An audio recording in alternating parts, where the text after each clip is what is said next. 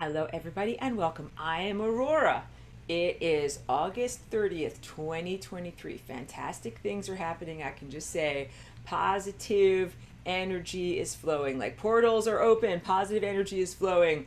Be receptive, be a part of it. Know that it comes into your life. Know that things are leveling up into higher and higher configurations in the way that they should.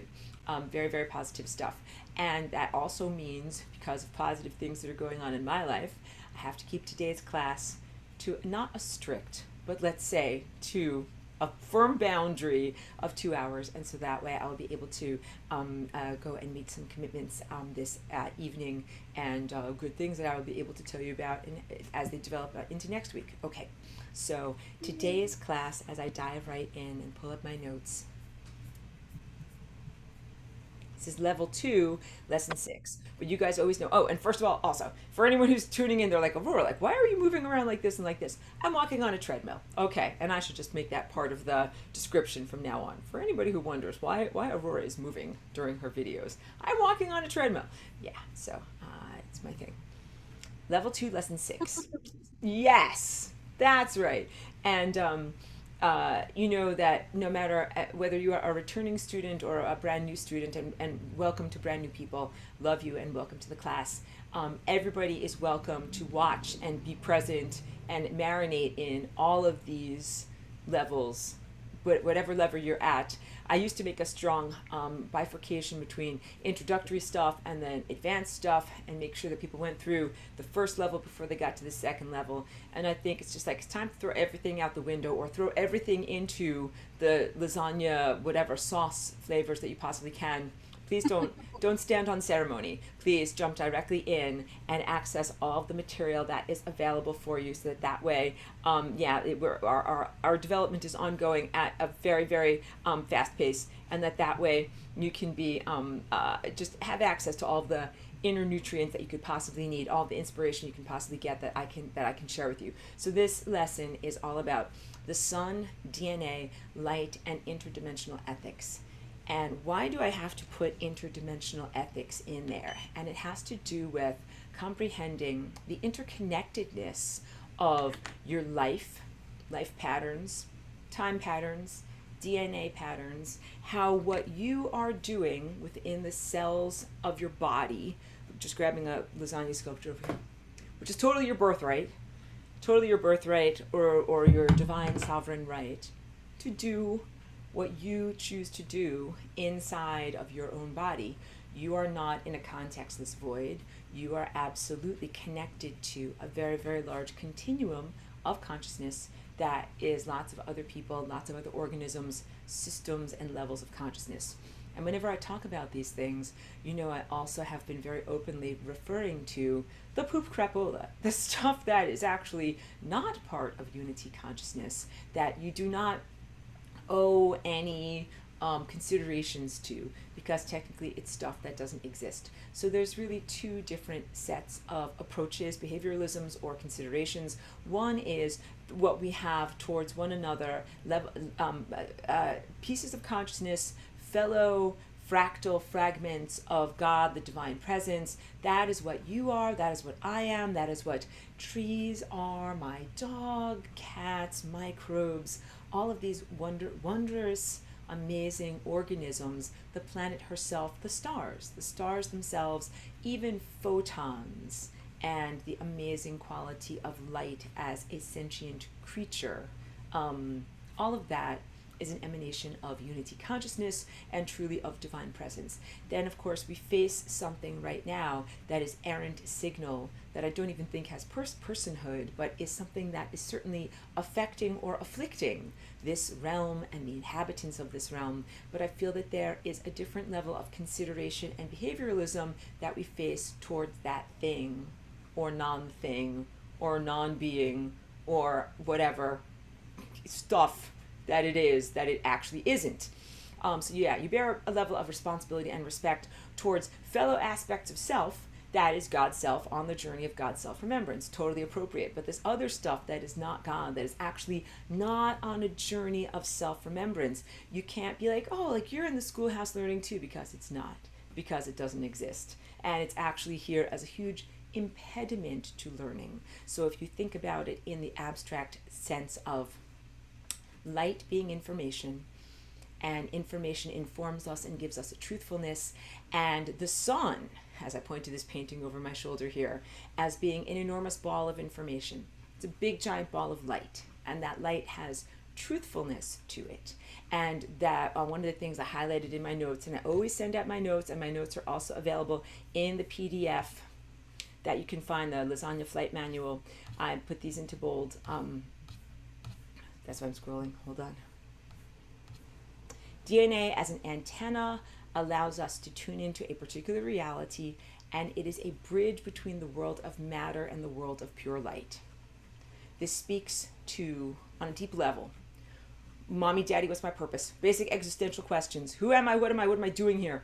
You are in a profound position of being a bridge, connector, or conduit between the giant ball of light in the sky that we know as the sun, which interchangeably I call the sun and the stars. It's all your stellar family, real star family. Not clank clank metal spaceship type of star family. Not Star Wars lightsabers star family. But literally the family of stars. The virtuous virtuosos who have graduated to that level of reality creation and reality sustenance, that is what it is to be consciousness and sentience at that level. The sun contains an enormous amount of truthful data. And that information that is organized and coherent has a profound capacity to generate and sustain life. Biological organisms, that's what we are. So in this sense, non-allegorically, very directly, the sun is our parent.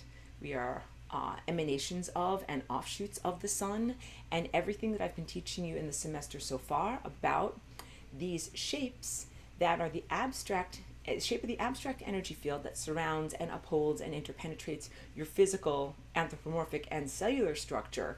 This is made out of time. It's made out of light and mathematical possibilities and probabilities, and all of that comes from the sun. All of that is emanated from the sun. It is actually indirectly emanated from the galactic, where's my tap, the supermassive black hole at the galactic center. I'm usually use my little thing and I go tap, the great conductor. And that's actually the supermassive black hole at the center of our galaxy is one conductor in a very, very, very large orchestra of life. So we have many multiple galaxies in existence, and every single one of them has this cohesive force that is at the center of it that science and the five senses realm of observation calls a supermassive black hole. It is a big giant intelligence, big giant level of intelligence with gravitas, like it literally has gravitational pull, but it also has a deepness to it, meaning and import, and profundity and significance. So the music that is directed and orchestrated by the supermassive black holes that are, at the center of these various galaxies, they have earned their position, know what they are doing, are qualified to orchestrate enormous levels of life events and consciousness, and then each of the individual stars are like individual musicians in the symphony.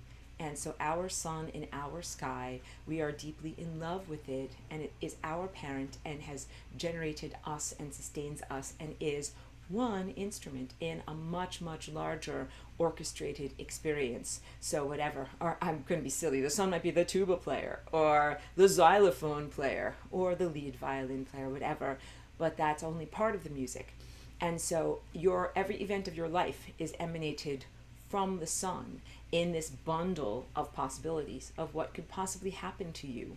And then you are the experiencer as you play the potentials of reality structure. And we talked about this last week, the fifth dimension and higher as being an area of time that exists as pure potential, something that is not yet cake that is baked. It is more like batter. That is the potential for cake to be baked, or whatever bread dough, of things that could happen in various different possible versions or iterations of reality structure that exist. And then you become the actual instrument of the world of light in manifesting and experiencing those potentials. That's what that means. I'm going to read it again. Your DNA is an antenna that allows you to tune into a particular reality structure. Even that is such a deep, profound consideration and topic. I could spend 2 hours just talking to you about that. The sense of your DNA being an antenna. So this is really, really big stuff. Because your and I'll reread the other part too. Your DNA is a bridge between the world of matter and the world of pure light. So the world of manifested, solidified concepts and experiences, and the world of the pure potential for those experiences and solidified edifices. DNA as antenna. Let's go to that first, because humans haven't really known about DNA directly for a very long amount of time. It was discovered and really examined closely in the 1940s. It's like not even 100 years that humans are able to know about and perceive this. And the way that humans have gone about the assessment and observation of DNA is quite flawed, because DNA has a behavior, a dance movement to it that is part of its natural state of when it is alive. And science has not really been, human science has not really been learning about and examining what DNA is doing in its natural behavior. What it has done is essentially, killed DNA, dissected it into its various different parts, and then looked at and measured those parts, but not looked at how does it behave in the wild, what does it do, what is it motivated by. So it's just kind of like, in the 1700s, if human scientists, they captured a butterfly and they killed it and they, put it, dissected it and laid it out and looked at different parts of it, and they said, now we know what this butterfly is. It's like they don't really know what that butterfly is, because they haven't looked at what is it thinking, what is it feeling, why does it fly to this flower, why does it fly to this flower, how does it relate to others of its kind, how does it create new life and offspring for the next generation. That is how you really get to know something. So we can't just, or humans can't just look at DNA and study it as a physical, biomechanical aspect of your body. It's much, much more than that. So it is really a crystalline antenna in the sense of having an organized molecular structure that is similar to a crystal. Here, if I hold up, here's a crystal right here that you can see quite easily. This is a wand-shaped amethyst crystal. And what that means is that the molecules of this mineral are shoulder to shoulder. They are formed in a very regular pattern. It's called crystalline matrix. Positive matrix, not the Keanu Reeves movie that he has to kill the matrix because it's a control structure. Crystalline matrix, and things that are highly organized and regular like that can actually be super positive and life-giving and life-affirming. And that is also what I'll say about, some people are like, I don't like my chakras, I want to get rid of my chakras, they're a control system. I'm like, wait, don't dump your chakras. They're actually really fantastic, but they've been hijacked and subverted and used and weaponized for behavioral control and diminishment. So I comprehend the cultural filter that happens when I say the word matrix. It's actually something that can be very amazing. Your body and your DNA has a crystalline architecture, a regularity of shape, and that regularity of shape allows it to both send and receive frequency. And frequency is waveform, these S-shaped curvilinear forms that transmit information, that transmit energy, both a sender and a receiver. So now we get to the idea, like if you ever had a crystal radio set, or if you know about them, this is from the early days of radio, like no one has a regular, my shoulders go down, no one has a regular radio anymore, because most people listen to music like on Spotify or something like that, but people used to listen to music on the radio, and the radio had at its center a little tiny crystal tuner, and then you turn a little knob that makes it go in this direction or in this direction. And if you listen to a 98.3, it's K blah blah FM, and they play whatever oldies. And if you turn it a little bit more, then you get a different station. Maybe it's college rock, weird music, or maybe it's country, KFRC country. And that's what I'm talking about. When you are experiencing your DNA and its behavior and the way that it kind of moves and shifts and morphs, that's like turning the dial on your DNA. And it also is represented in the shifting of the shape and orientation of your chakras, making you experience a different reality station. And two people can be sitting or occupying the same physical space, like I say, sitting in the same room, standing in the same elevator, but having wildly different experiences of reality based upon which station, which radio station of reality they are tuned into. Like one person can be having a very blissful, positive, uplifting experience, or let's say have access to a certain level of emotional state or perception. They might be able to know 89% of the available information. And if you turn the radio dial just a little bit, you could be on channel hell, which is the suffering torment station of very negative physical and emotional stimuli. And there's also, like a different station where you might only receive like 5% of the available information. All of these possibilities and more can exist amongst participants or experiencers who are all literally in the same physical room. Like they could all pick up a glass of water and one guy drinks and gives it to the other guy, can all do that activity, but they're not in the same reality at all. They're experiencing very, very different levels of subjective reality. And what are the things that influence DNA structure, DNA behavior, and what type of subjective reality experience you're having?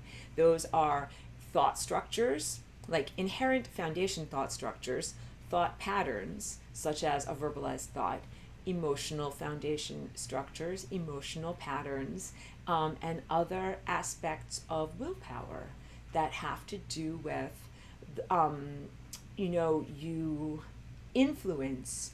Everybody is, even before flying rainbow lasagna was invented or created or developed, you have been influencing the expression of your DNA through your thought and emotional patterns, and let's say cognitive and consciousness patterns. That is just part of being in existence, but it might have been largely unconscious or not under full willpower and self-direction.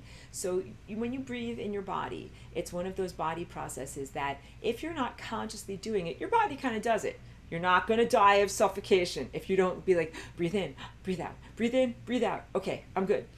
Your body kind of takes over. So there is an autonomic, automated, sub or supraconscious level of your being that keeps your body breathing even if you're not specifically doing it. But you can also do intentional breathing exercises. You can play the flute. You can do all sorts of different things. All of this is when you consciously take over what was something that was largely automated or running on a non-conscious level. That is the same thing with recognizing that humanity has been largely doing the influencing or receiving the influence of DNA behavior largely without cognitive conscious input. But now everything is changing, and this is also what this painting is about back here. When you become aware of the capacitation, like if I do this, I'm tuning my radio station to this radio reality. When I do this, I'm influencing my DNA to this reality. You can make very, very intentional and huge shifts. So people are noticing this in health. This was developed called the mind-body connection, which now is taken as normative. Like, of course, everybody knows that. But at one point that was very, very radical in human medical science to assert that the thoughts of your body affect the health and expression and well-being of your physical structure. Now everyone's like, duh, of course, yes it does. But it took humans a little while to recognize these connections. So you can think yourself well, you can think yourself unwell, and that you can also be influenced by the thought patterns of others, how others look at you, what others project upon you. So now we get into deep stuff and interdimensional ethics, because the way that we interact and the way that your reality structure is projected upon and looks at another person can affect the DNA behavior and reality expression of that other person.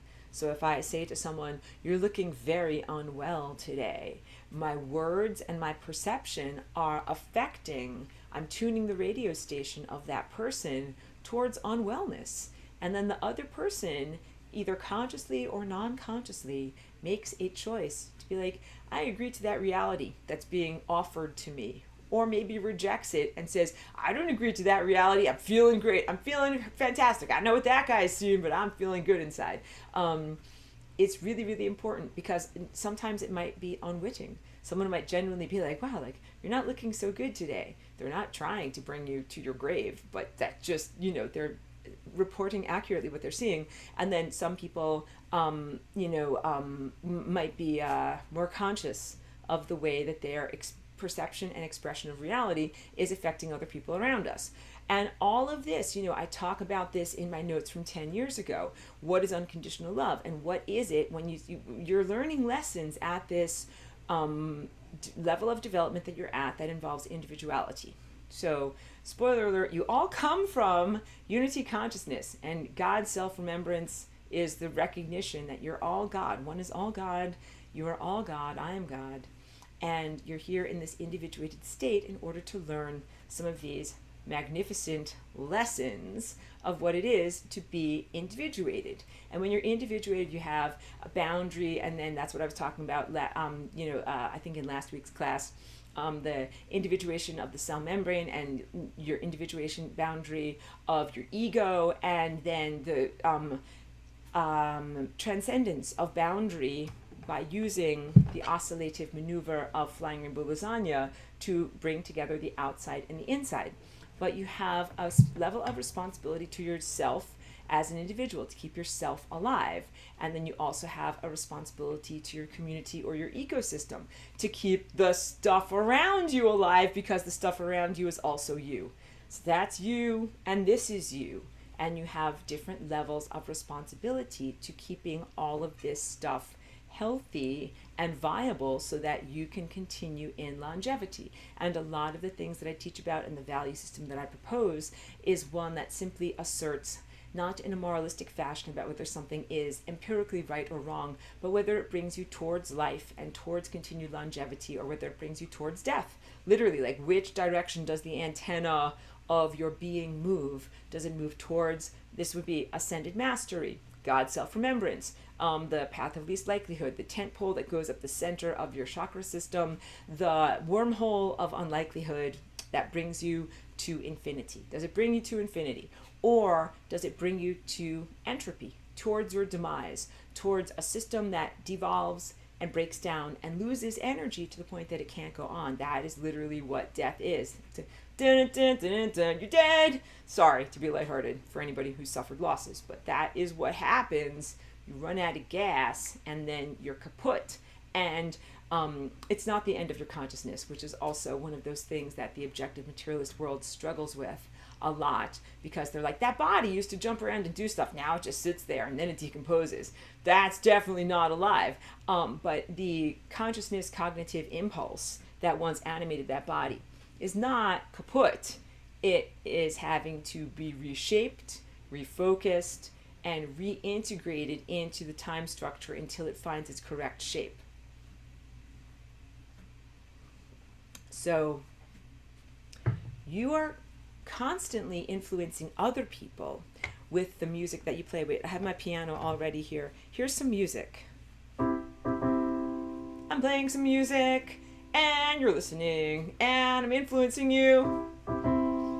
And I would be influencing you with my genetic music, even if I never did a video, even if I never picked up a pen or paper and wrote something down, or even opened my mouth to talk about the things that I think about and feel and know about inside of me.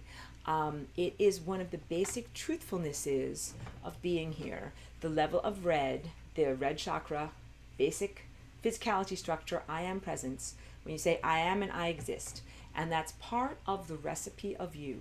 It doesn't need a justification. You exist. You are allowed to be here. Again, this is in contrast with poop crapola and stuff that's not supposed to exist. that doesn't exist, and it is not here. But everyone that I'm talking to everyone who actually exists and who actually has a physical presence, who is not merely an impulse or an energy weapon or some kind of, whatever, unformed thought of potential. You guys all have bodies and lives. And the fact that you have a body and you have a life means congratulations, passed the audition, you did something correct, and you are here. And in being here, there is some sense of you did something right. And a right for you to emanate your music. I'm here. That's red stuff. That's just the foundation. It's the first aspect of your symphony. But it's not the only aspect of what you are, because you're like, I'm here, and also, I feel stuff, I think stuff, I'm an unconditional love, I speak the truth, I know with insight, and I'm connected to God. I know, that wasn't the most perfect song. Sometimes I'm just very silly. It's just fine.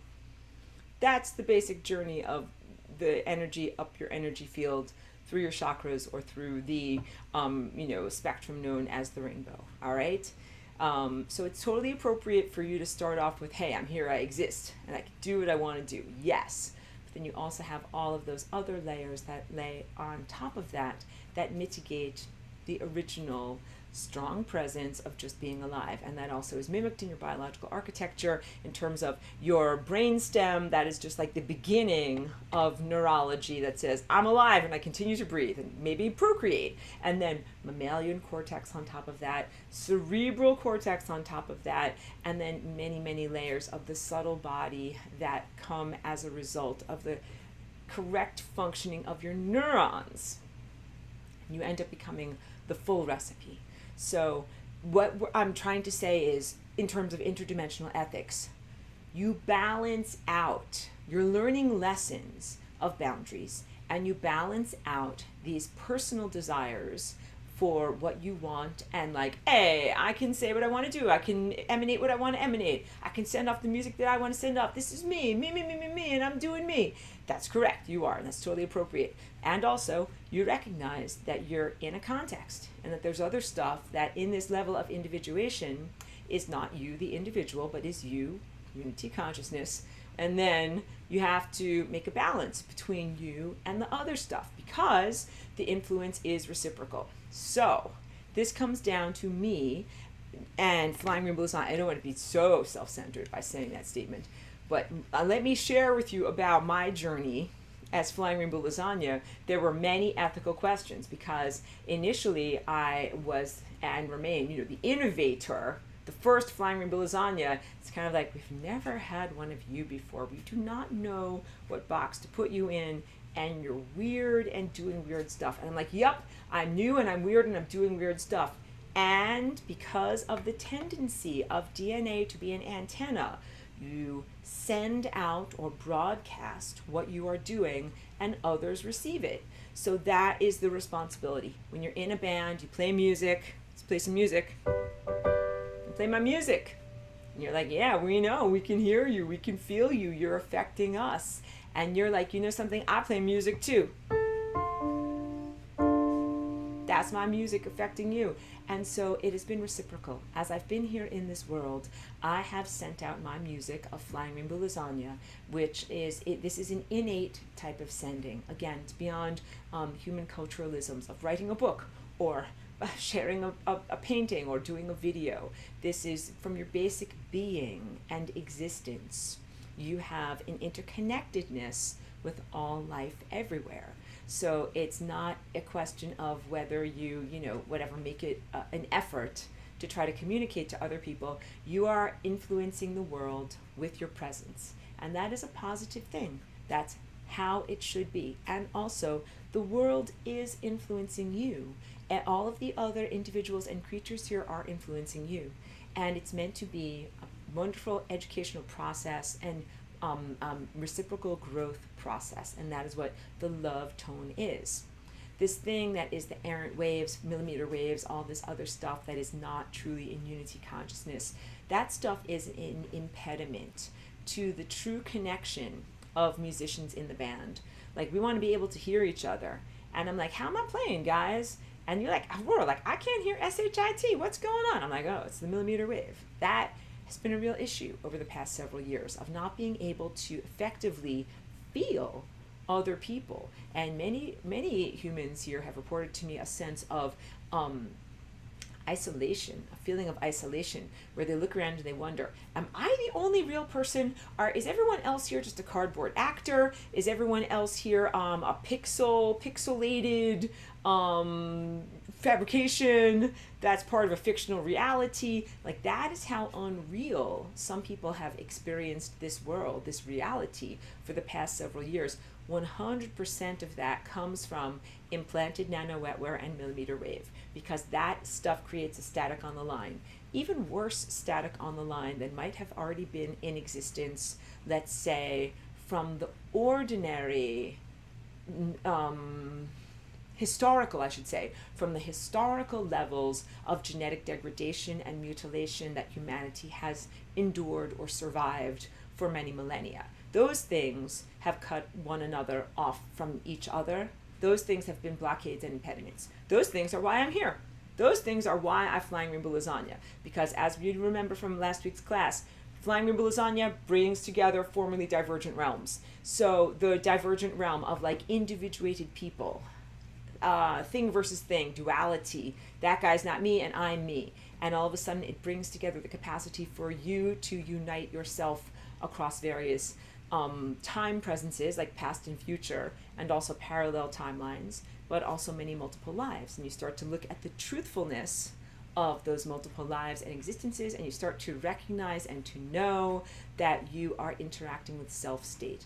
And also, hopefully you are a non-self-destructive person, because I've also, in coming into this world, had to learn firsthand through interacting with people about what self-destruction is. That some people are like they're like, yeah, it's all me, and I hate me, and I want to stab me, kill it all, kill it off. Like, that's, of course, I'm not advocating for that at all. I'm shocked and very saddened by it, because if you look in the mirror and you're like, that's me, and I want to kill or eradicate me, that's sad.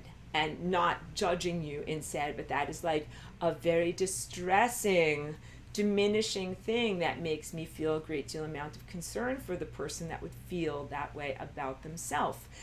So there's a lot of inner healing that has to be done to bring people away from self-destruction and towards self-construction. Of course, like if there's a self-criticism, if it's worthy, if you feel like there's something you've done that's a horrible mistake or very bad or wrong or whatever, to be able to say, instead of like, that's it, I want to self-destruct, eradicate me, I did everything wrong, to be like, wow, I really effed up, what do I do? Construct. Erase the stuff that you did that's bad and write something new in its place. And this is the responsive galactic citizen. What do I mean by erase? Because it doesn't mean deny or pretend it away. It doesn't mean sweep under the cosmic carpet. It does mean rectify. So when you are doing your genetic dance, you are literally co-creating and dancing in a larger time field patterns of being into existence. And what if you make a wrong note, step the wrong way, dance the wrong way? Like, I just danced something bad into reality. What do I do? What do I do? You kind of like reverse and erase. Kind of like, we don't really have it now in music, but when you used to have a tape, music recorded on a magnetic tape, if something happened in recording that you didn't like, you rewind the tape and record over that part. That wasn't correct, you correct it. Or in a painting, which might make more sense to you if you're, not never been exposed to the older technologies that were magnetic tape. Let's say you make a wrong note in painting, but that part looks terrible. What do? You don't just leave it.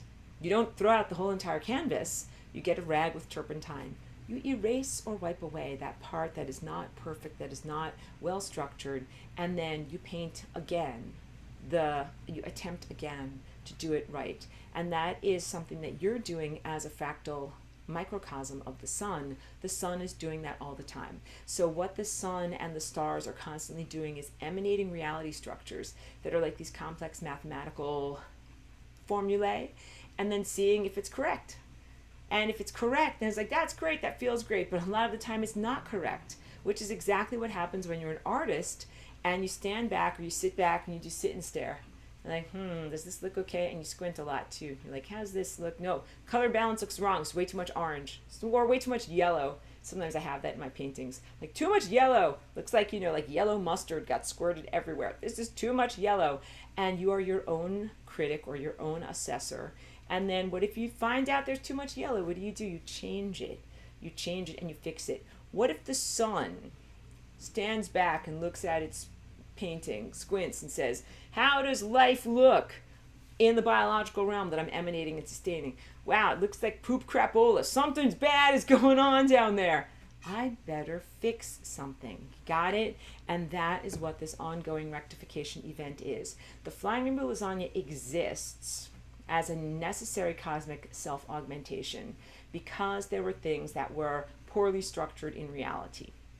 And we could say that in the most generous sense, it wasn't poorly structured, but let's say incomplete.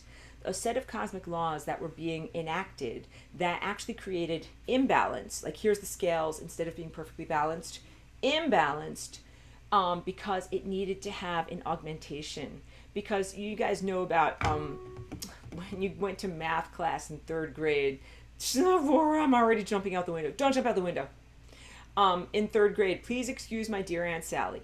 What is that? Parentheses, exponents, multiply, division, addition, subtraction, the order of operations, the way that you solve an equation or enforce cosmic law or interpret reality structure has to do in many ways with the order within which you apply these layers of truthfulness. And if you apply the last layer of truthfulness first, then you do not arrive at the correct conclusion. And so the first layer of assertion is the red layer, the I am layer. I exist. And the final layer is this I am God layer, right? You have to apply things in the right direction so that way you end up with the right flavor of cake. Otherwise, you do not end up with the right flavor of cake.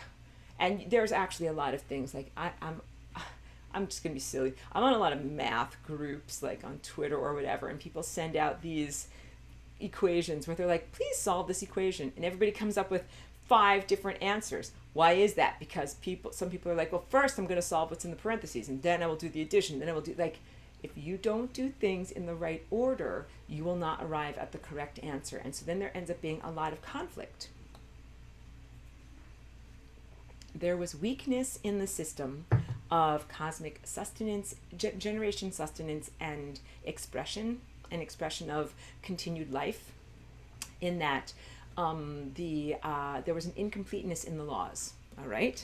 And then Flying Rainbow Lasagna is the next level of augmentation, or the next layer of truthfulness of all of those laws that says this is what is supposed to be going on. So it's exactly like what a math proof is. In a math proof, you're not doing an equation like 1 + 1 = 2.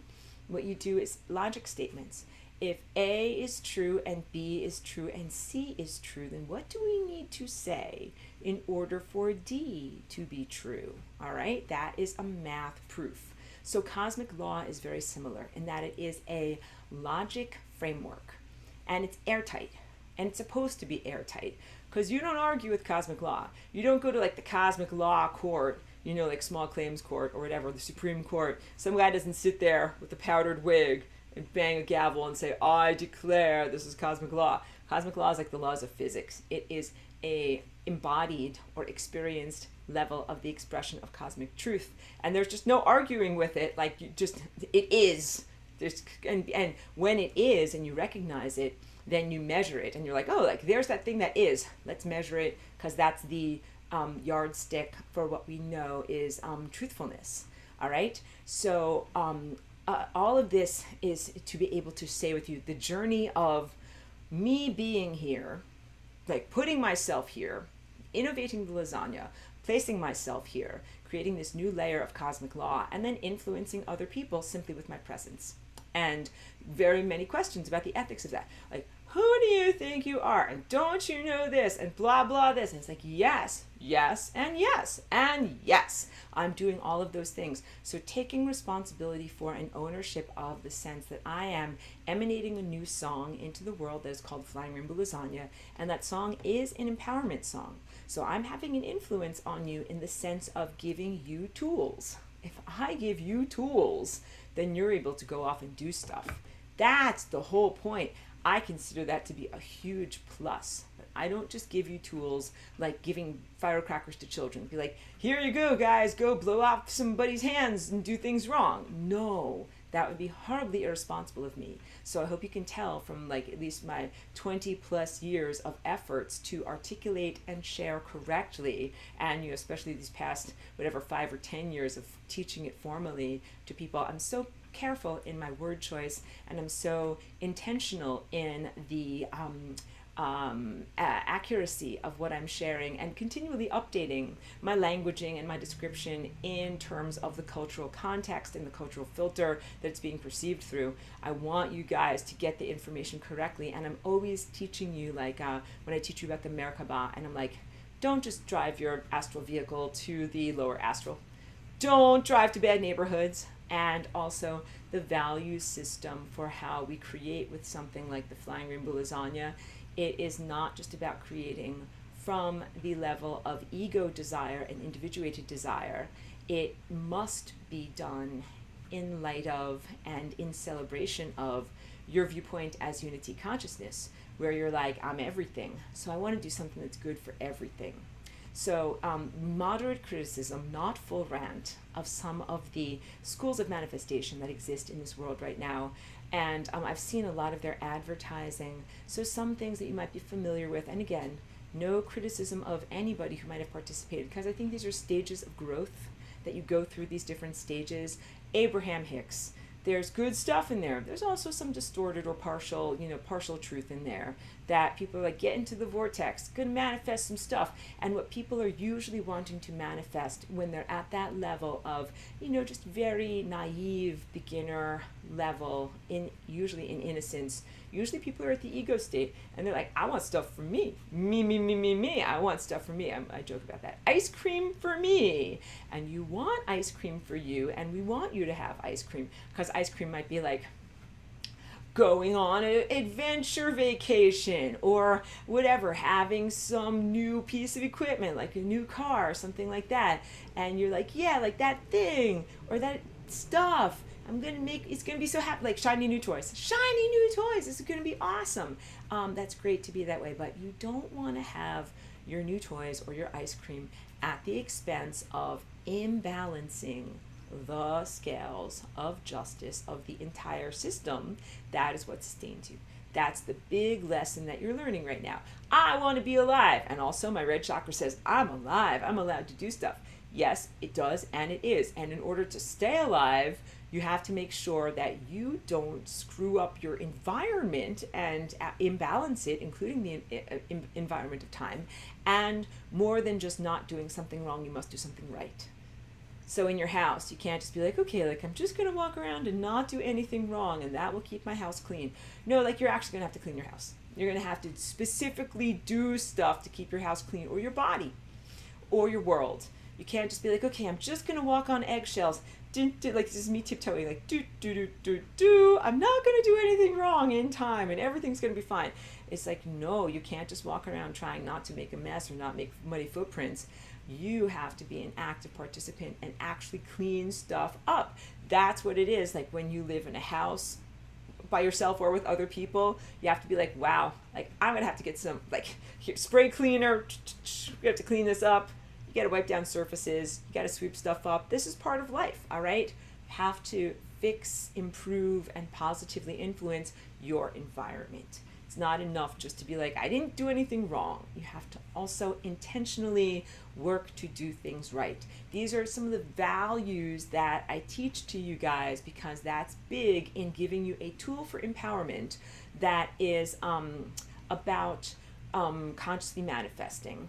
that it allows you to supersede the genetic blockages that were placed into humanity as suppression mechanisms, totally invalidly. I don't want you to think like, guys, we're pretty dangerous. They'd better limit us, otherwise we will screw things up. I'm like, no, no, no, no, no, no, no. And you know something? Let's say you have a child. It's like, that child could really destroy things. Do you think that the answer is like amputation? Like, if you chop off the child's limbs, and then we will be safe and no one will spill any juice or, spill any Cheerios or anything like that. It's like, that is an extreme and totally inappropriate idea for a way to socialize a child. Or any possibly destructive organism. So no, humanity should not be amputated in order to quote unquote keep other levels of reality safe, and that's not what you do, even with a developing species or levels of consciousness, which is what you are. And you're in beautiful levels of development. So yeah, no, you should be capacitated, but it's just like you should go through your levels of maturation in exactly the same way that you do in your human individuated body. Like, you learn to have your body, you learn to control your sphincters, you learn socialization, you learn not to hit others, you learn to play nice in the sandbox, you learn to share your toys, you get more levels of responsibility riding around on your bicycle, delivering your newspapers or whatever you do as your little after-school job, and then eventually you become a young adult and you graduate and you live on your own, and then you start your own family, and then you become more and more capacitated in generating the dynamic social structure that is your fabric of society. You become a full-fledged participant. You become mature. That's what you want. You don't want something that is what humanity has been up until this point, which is largely diminished and enslaved in very, very painful ways, painful and inappropriate ways. So my journey here as Flying Rainbow Lasagna wasn't just about to set myself or one individual free. Like, hooray, I'll make a bridge to get past these blockages or diminishments myself. Hooray, good for me. It's really about making the bridge to get past, transcend diminishments for everyone. Because this is also in my notes, and I want to read it verbatim because it's really good. When you have a thought, it is non-local. I highlighted everything in bold and I made it like 18-point type. Here we go.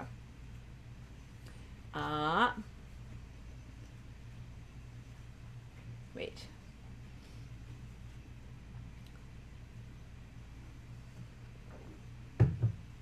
First, I write that each person must take responsibility, knowing that what one is sending out is affecting others. And this is why I emphasize that your personal inner healing is significant and profound, and that it radiates outward and positively affects the world, and that it is worthy work to focus on, specifically healing of ancestral trauma and inherited DNA thought and behavior patterns. Wait. Non-local. We'll have to get to that. But this is the part about non-locality.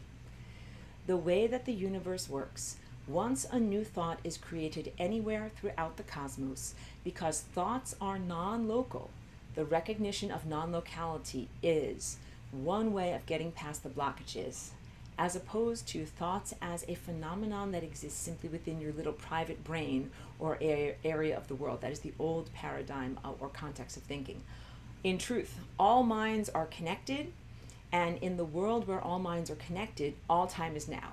This is what non-locality means. In real time, we are all part of this much greater mind, this much larger organism. So that is also on the level of recognizing DNA as antenna. So the reality structure that you're tuning into as you turn the radio dial is a mind, like a dream or a worldview of a mind. And you're part of that mind, and that mind is you. And all of these other organisms that you are interacting with here are also part of that mind. So once I had a thought in my individuated mind of the Flying Rainbow Lasagna, that wasn't just something that affected me. That is something that instantaneously affected all of the other minds in reality, because technically we are all connected. And it also means that it is non-local to space and time. So it didn't just affect the people that were within a 1 mile radius of me or within this solar system. it affected every distance, place, space. And it didn't just affect people who were available, whatever, at 2 p.m., on a particular day. It affected people from the past and from the future and from potential reality structures. That is what non-local means. It's like saying once a thought or a song or any kind of artistic innovation is created in the world, it's not just owned by that innovator. You make a painting, you create a new machine, a new apparatus, a new dance movement or way of doing things. It's not just yours. You're the innovator. You did it the first time, but it then becomes available to be experienced by everyone else. And that is part of interdimensional ethics. So the old paradigm way of looking at the world is to say your brain is your own. First of all, is to say that consciousness is local to your brain. Consciousness is not local to your brain. I know I'm half melted. I'm like, that's not true. Okay, back up. Consciousness is not local to your brain. So consciousness pre-exists your brain and the complexities of your neurology, and also will exist independent of, even if your brain was, dissolved or liquefied and no longer in existence. Your consciousness still exists, both predates and I guess post-dates. I don't know what the word is for that. Continues to exist independent of your neurology. That is very, very different than the way that human objective materialist science has looked at and modeled consciousness up until this point, where it has said that consciousness is a phenomenon that arises out of neurology, and you can't have consciousness without neurology. And I'm like, no, you can and you do have consciousness without neurology. Then you get neurology. Then you don't have neurology anymore, and you still have consciousness. That empirical level of consciousness, or primal level of consciousness, exists as part of a continuum and is connected to all of these other consciousnesses. That is all you. So when one consciousness thinks something, it affects all consciousness everywhere. When you really get into that, then you're like, you have a deep level of responsibility in choosing what you think. Because choosing what you think and the consciousness events that you are in control of in your willpower, that affects your DNA, that also affects all of these other DNA experiencers and organisms all around you. And it's mutually reciprocal. Everybody who's on this journey should be very aware of and responsible to the truth of the fact that what you're thinking and feeling inside affects others around you. And that is, a big aspect of both a superpower and a vulnerability, all right? Anybody who's got superpowers in this world, it can be like Superman, that's, the cartoon character. Both superpowers are fantastic, but then kryptonite can make it your vulnerability. So the interconnectedness of mind, the interconnectedness and support structure, mutual supportiveness of consciousness and cognitive events with each other can be a great strength, because when you think something over here, it's going to be transmitted to all of these other people, places, and consciousnesses over here, non-locally across all time. But also, like, what if you mess up something over here? Then you can very, very effectively mess up everything across all space and across all time. Got it? So this flying rainbow lasagna, next layer of cosmic law and augmentation of behavior, is the thing that happened that is a rectification event that is now available to anybody, any place, any when, in order to rectify time. That's a big positive thing. So, okay, wait, there were a couple of other things that were really important. I'm not done yet. I have a lot of stuff. I'm sorry, I have to squint because the way that my light is, there we go, I just couldn't see what my notes are. In fact, maybe I can just move this a little bit and, nope, my face becomes in darkness, sorry. The lighting is very challenging right now in my room, just to give you an idea, because I have this light that shines in my eyes, and I'm like, I can't see what's going on my actual computer screen sometimes. I'm the first person that ever created the flying rainbow lasagna, which means that I made a bridge that was and remains a genetic bridge between self-state as individuated materiality and self-state as ephemeral, non-yet materialized pure energy. So flying rainbow lasagna is a bridge of spirit and matter. I should do this one on the screen. This one is really good. E equals mc squared. This is not part of my notes, but we'll get into this all throughout the semester. In Einstein's amazing first equation, that's very well known, my face is the equal sign. E equals mc squared. That's energy equals the speed of light squared. So you have a balance between energy and matter, energy and matter, energy and matter, energy and matter. And that what happens if you put energy and matter on the same side of the equation? Like if you have everybody on the seesaw, everybody get on this side, everybody gets on this side, what's going to happen? It's going to go way, way, way, way, way down. It's going to be so powerful that the only thing that can balance it out on this side is infinity. Infinity. If you put matter and energy together on this side of the equation, the only thing that's going to balance it out over here is infinity. And that is what you end up getting with flying rainbow lasagna. You have matter plus energy seamlessly integrated. If you remember from last week's teaching sharing, this shape representing not only a new level of genetic behavior where your DNA is naturally unzipping itself all the time, but where you can hold this in that unzipped position and kind of keep the perimeter rotating so that you can write new configurations out of the already existing patterns and materials that exist within you. That's from last week, in the sense of bringing together two things that couldn't ordinarily touch, with the inside of the time bubble, the outside of the time bubble, the past and the future become communicative surfaces as opposed to separate and discrete surfaces. There were some aspects of consciousness, places or capacitations that were not accessible to humanity due to the genetic squashing. And when I created the flying rainbow lasagna, what I created was a bridge or a way to go into the next highest dimension, jump over any problem, and get to the next place where you're actually supposed to go. Jump over these hurdles or obstacles or whatever it is, okay? So I was the first person to do this, but I'm not the only one. I'm the innovator. And I was able to, this is called bringing in new vibrations. It's part of part 2 of the lesson. Always check out the whiteboards. They're not out of fashion. They're 10 years old, but they're still in fashion. So this is all described in detail in the whiteboards. In Flying Rainbow Lasagna-ing, what I do is the verbal activity of creating this bridge, jumping out of this level of reality and the limitations that are innate and inherent here, and connecting or reconnecting with, number one, my Aurora Collective, the levels of consciousness that are at the level of pure light, unity consciousness, all levels of total energy, all energy fullness. And I jump out. It's like getting out of the terrarium of Earth. You know what a terrarium is. It is a closed, sometimes a jar or a sphere, where there's life inside, like moss and twigs and things like that.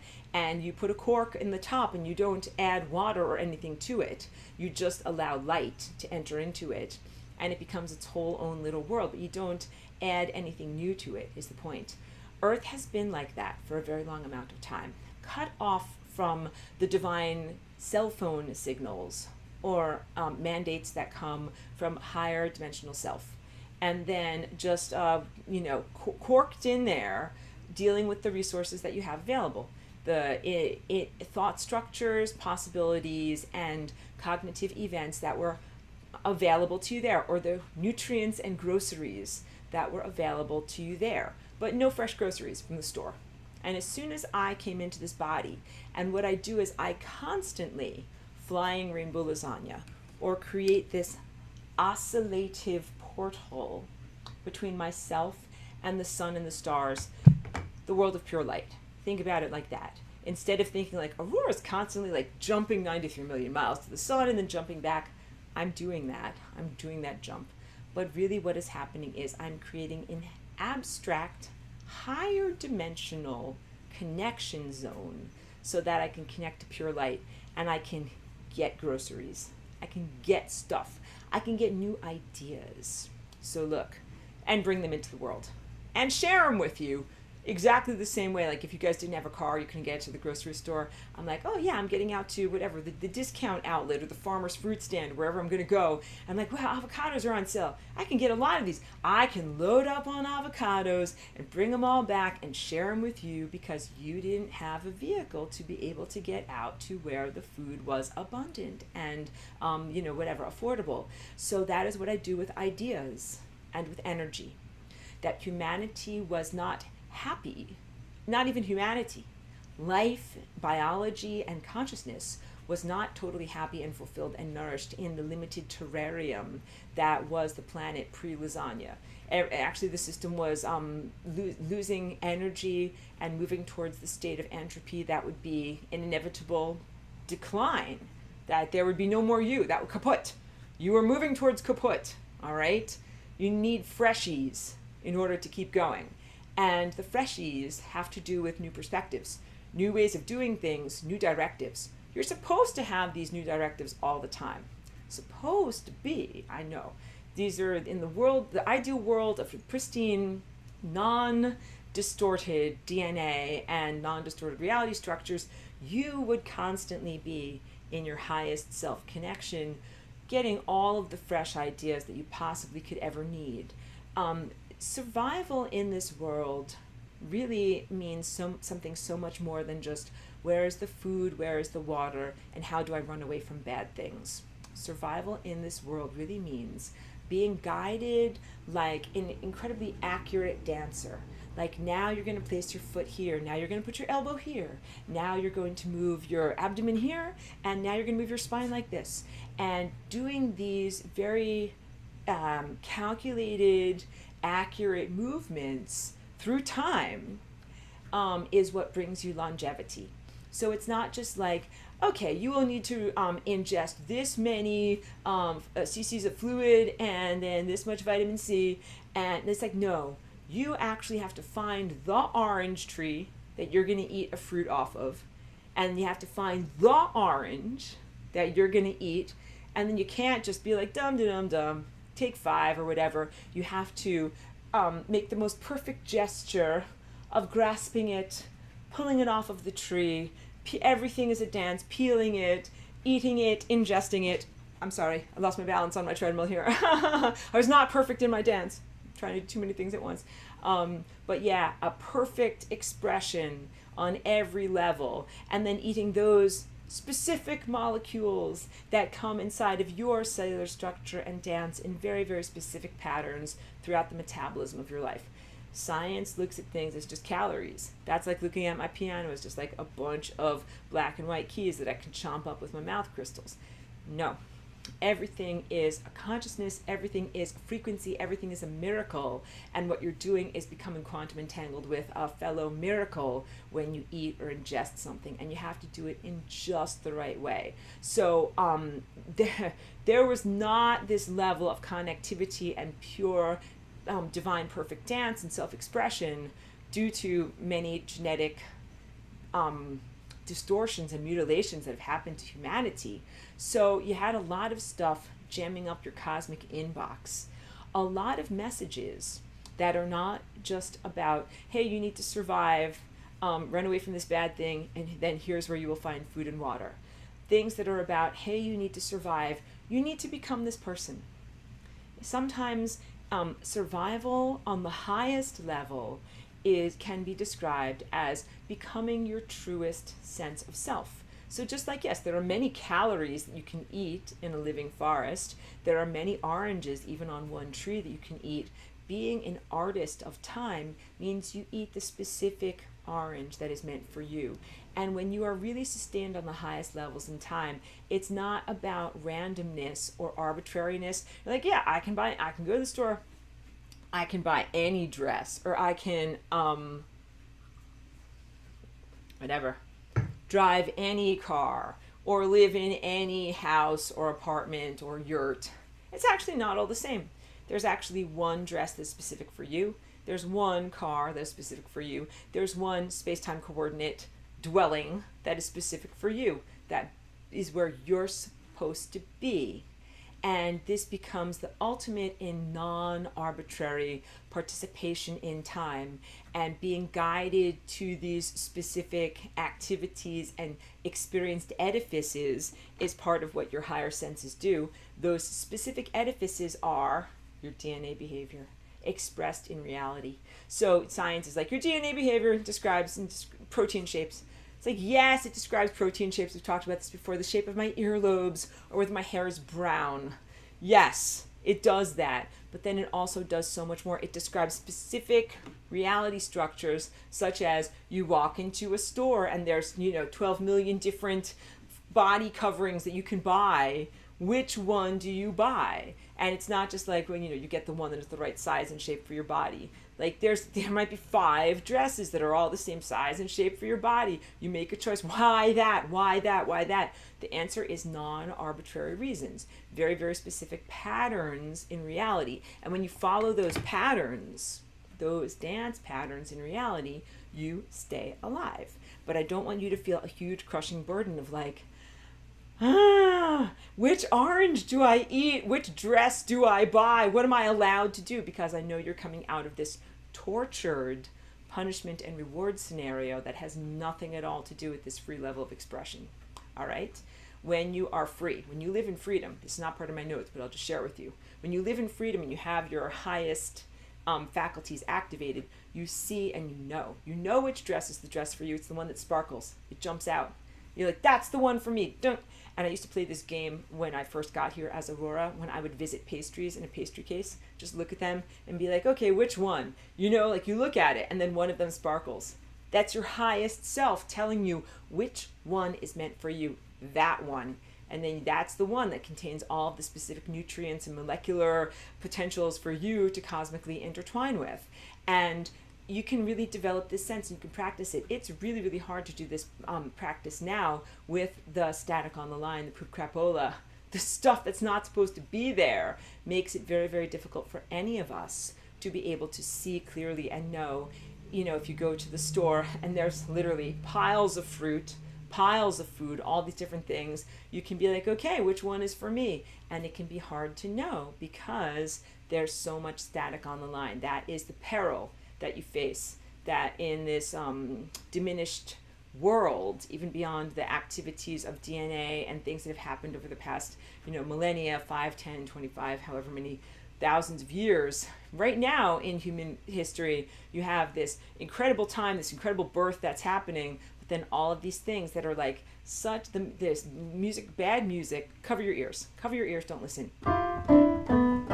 That music is going on, that is total nonsense music that's making it very hard to hear the real music of how you stay alive. And so I don't want to say that to you in order for your shoulders to go down and for you to feel defeated. I want to validate the difficulties that you've been facing. Like, wow, like you're trying to come of age and make sense of the world in a world where there is a lot of bad music that's not real music. And you're trying to figure out which pastry to choose out of the pastry case of life when maybe you can't even tell which one jumps out or which one sparkles.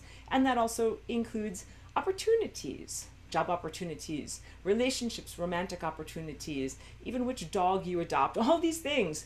It should be like this one, because that is literally your higher sense, highest dimensional guidance system that is telling you what you need to access in order to stay alive. So when I first Flying Rainbow Lasagnaed, humanity had, like your email will tell you, like you have 332 messages waiting for you. It's like humanity had like 10 million billion messages waiting for you from the sun that were all these very crucial, critical inspirations and guidances of like, yep, you're going to want to eat that orange, you're going to want to eat that chocolate eclair, you're going to want to buy those shoes, you're going to want to marry that person, you're going to want to do this, you're going to want to do this, you're going to want to do, and that's just like things you can comprehend on an individual level. On a collective level, humanity stuck in the terrarium was not getting the fresh groceries of inspiration of new ways to structure your world. new ways to deal with resources, new ways to approach collective health issues, because you now recognize also, I hope, that your health as an individual is intimately tied in with the health of all the people around you. Like when there's communicable diseases or when there are things that spread from person to person, then you're like, that affects everyone, which gets into levels of interdimensional ethics. Like if one person chooses to participate in a genetic modification experiment through subcutaneous applications of certain substances that I will not mention here, the unmentionables, then I already had content removed actually from 2019 by YouTube. That is the lesson that is called Cancer as Interdimensional Invader. So don't worry, I have all of these things saved up, and I will repost that as something that you can access on my Patreon. So these things will always be available to you. But hold on, let me just drink some water. It's a very hot day here.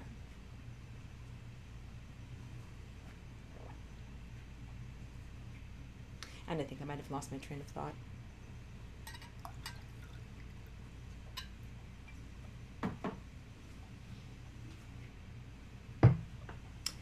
Influencing other people with the choices that you make about your health. And when people choose to participate in certain science experiments, then the stuff that they do to their DNA, maybe they're doing the robot instead of a fluid, natural, organic dance, it affects you. So you get beyond this sense in the beginning that is very facile. Like, hey, I do me, you do you. All right? Do your stuff. Because like, if somebody else is busy making their choices, and if they make some very unhealthy choices and then they influence you, it's not just their choice. Their choices have bleed through into your life, all right? So then you get into this very, very consciously developed state of balance that you're achieving between responsibility towards yourself, living in freedom, which is one of the please excuse my dear Aunt Sally's of cosmic law. You know what I'm talking about. Freedom is a basic substrate of cosmic law, but which thing do you apply first? Do you apply my right to exist first, or do you apply basic freedom first? Which is like, I right to exist and I can do what I want to do and I exist in freedom. And someone else is like, well, guess what? I also exist as the primacy of being and the primacy of truth. And I also exist in freedom. And I'm free not to have your trash be thrown in my yard. Get it? Your health trash or cosmic karmic trash or whatever are the negative consequences of you doing your thing. I am free not to experience it. And so I write about this 10 years ago. I say, and that's truthful from my very innocent state of 10 years ago and still remains truthful now. Yes, we live in a free will world where I am free to flying rainbow lasagna. Lasagna! And everybody's getting influenced by my lasagna. And there's also the poops that are like, we're free to poop all over and poop on whoever's head we want to do. And it's like, well, they are free to try to do that, but also you are free not to be pooped upon. So a better way of saying this in more seriousness is there are those levels of human consciousness, or let's say God consciousness, that's still on its journey of learning the infantile lessons of don't hurt other people and don't randomly kill people. There are some humans and whatever people that would murder or rape. They're still really at an early level of development where they haven't internalized the negative consequences of those behaviors. And they are free to do their learning process, but you are also free to say, I don't want to be murdered. I am free not to be murdered. I am free not to be raped. So in a large part, what I talk about in my notes is something that I've named the doctrine, get my mouth to actually work, doctrine of frequency stratification. That means that whatever frequency level you are at, or level of personal growth and development as a soul and as a consciousness gaining more and more levels of wisdom, you achieve your stratum or layer, and you experience interactions with those who are of a similar level, and you learn from one another. So if someone is at the level of still needing to learn, like rape and murder is wrong, then they're at this level in the stratification of frequencies. But if you've already learned that lesson, then you're like, dum, dum, dum, dum, I rise all the way up here because I've already learned that lesson. You know, you've already leveled up. You've already moved through all of that. You're like, yep, I know not to do that. And so then you're over here. So everybody who needs to still learn rape and murder is wrong, they're at this level of the cosmic dance party, but you're like, no, I definitely know that I am up here. And then you are surrounded by people also who are at a similar level of self-development, also having learned and recognized that raping and murdering people is wrong, and that you are then ready to master new lessons of interactivity and collaboration beyond those what would be considered like basic levels of socialization. You got it? That is all still truthful, and that doctrine is a beautiful offering to this world to create peace if you're free to circulate. Because if you're not free to circulate, and if something that should rise up to this level and transcend all these other, levels of duress and everything like that, what if it is artificially held in imprisonment down at this level? What if you're not free to actually circulate as you would like to circulate as a particle of energy or as a piece of pure consciousness? If something limits your freedom of movement, then the entire doctrine falters, because you can have people that have transcended these basic levels about respect of life and respect of boundaries, and they should be up here, but somehow they're being held down here. And then those people are being damaged by their proximity to the bad music of the people who are still busy learning basic levels of socialization and respect. And those people who are being held artificially down in the lower stratums that where they're not supposed to be, that also means that they're not able to play the beautiful music because they can't hear SHIT because of the stuff that's going on. That is literally many of you right now. I have total love and compassion for you, and I tell you this, again, not to make you feel sad or disheartened, but so that you know that your struggles are recognized.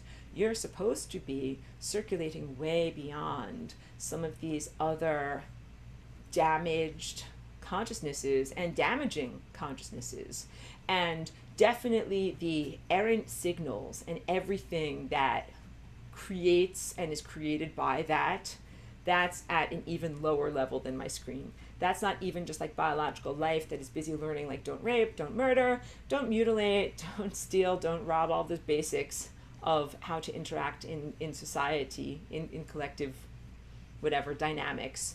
But it is even below that, because it's really, like I said, it doesn't even intend to learn. Like these guys are like learning. These guys down here, like, they ain't even learning. They don't even exist. That's what I always jump to. And you'll laugh when you're like, because you kind of get the cosmic joke. You're like, this stuff, and it's like it refuses to learn, and it's like it doesn't even exist. But so there are some things that are conscious to speak in very, very neutral terms and stop being so silly. There are some aspects of consciousness that are either very slow learners or are at the beginning of their journey of refinement. They have to learn lessons that are basic lessons of respect for life, reciprocity, and boundaries. Those lessons must be learned and internalized in order to be able to participate in a healthy way as one cell in a much, much larger multicellular organism and galactic consciousness and telepathic Christ consciousness and beyond. All right? That's what unity consciousness is. A big part of unity consciousness is recognizing everything is you and you do not want to hurt you, and then figuring out what that looks like from your particular behavioral perspective. So those guys are just at the beginning of their journey. And that's fine. You don't want to be around those guys. You don't want to be around like the preschoolers, because they make a lot of messes, and they sometimes even still like need diapers, and they make a lot of doo-doos. But that's what's been happening in our world, that we have been forced to continue to encounter and interact with very, very undeveloped levels of consciousness, because the transits and movements have been limited. And sometimes I call this soul yoinkage. Yoink, you're like, you're gonna die. You're like, I'm floating upward into infinity. You die, like you leave your body. Yoink, just take that soul and like move it over here and plunk you down where you're not really supposed to be. Sometimes that happens through an artificial application of technology. It's not called soul yoinkage, but that is a funny way of talking about it. There's also, so this talks about speaks to rather, and refers to the unfairnesses and injustices that have been implanted through the death process, through the process of multiple incarnations, of how you should be experiencing consequences and then experiencing either upgrades or downgrades in conjunction with the consequences of your life experience, when it seems that in this distorted and inadequately applied system up until the point of the flying rainbow lasagna, many people did not get punished for bad stuff that they did, received unjust rewards, better life circumstances in their next incarnation than they should have experienced, and then many people who are good people were born into worse circumstances than they actually deserved. And then when you try to learn, when you look at that, then you're like, you're not able to learn effectively because the entire system of learning and reward and punishment has been subverted. So that's one of the first things is like, I invalidate the system. Once you have a non-pristine system, like that's not a system for learning. Then that's not a schoolhouse for learning, and that's not a place where you are like a school to learn. Then you're just in an imprisonment world, and you've been feeling accurately like you're in an imprisonment world. The positive news is, once flying rainbow lasagna was invented. Start again. The positive news is that once flying rainbow lasagna was invented, it now is possible for you on a personal individual level to rectify the blockades in your own individual genetic structure and become empowered to write a new reality, which is what you always should be able to do. And that your individual healing and empowerment, of course, radiates outward to the entirety of your social dynamics and your species and your ecosystem. And you're not the only one. Many, many, many people and organisms are here regaining that level of divine connection and empowerment so that you can write a better story genetically and be able to genuinely transcend the unpleasant lessons that others have been forcing you to learn for so long. You get to choose to be free. I mean, you are free. You get to choose to non-experience things that are anything that would be less than the experience of freedom. So right now on this planet, I would definitely say there are levels of imprisonment, lack of freedom as to how your consciousness can move or what your DNA can do and how you can express. If you guys are wondering, like, why do I always work with these crystals during class? What I'm doing is literally putting up a force field of protection against the millimeter wave at all times, just so that my DNA can be free to do my flying rainbow lasagna activity. Because what is here right now is an imprisonment force field. That's like, nope, you're not allowed to dance like that. And I'm like, but I have to dance like this. So in order to dance, I put up an umbrella, and then I dance inside of my safe umbrella zone. But you know something? Our whole entire world is supposed to be a safe place where you can dance. You're not supposed to have to constantly hold up an umbrella against a millimeter wave. That wave is purely technological. It's not about spirituality or attainment or goodness or morality or moralism. That's a big internalization, because a lot of people here have internalized like the guilt and the feelings of that something has implanted inside of you, like that you deserve to be punished, you deserve to be imprisoned, you're bad, you're wrong, you're sinners, and all of that type of stuff, which my shoulders go down, I don't agree with, but still it might reverberate. And so you might think, oh, this imprisonment thing, like this satellite system that is up above the sky, and the repeaters that are antennas that are antithesis antennas. So I hope you're really, really getting it. Frequency is not optically visible, but it is tangible in the sense that you can feel the difference of the reality that it creates by being in the presence of certain frequencies. So it's tangible in the sense of something having emotional impact. The millimeter waves have an emotional and reality structure impact. The millimeter waves can make you feel very, very sad, very distressed, very depressed. very diminished, very drained and incapacitated and disempowered.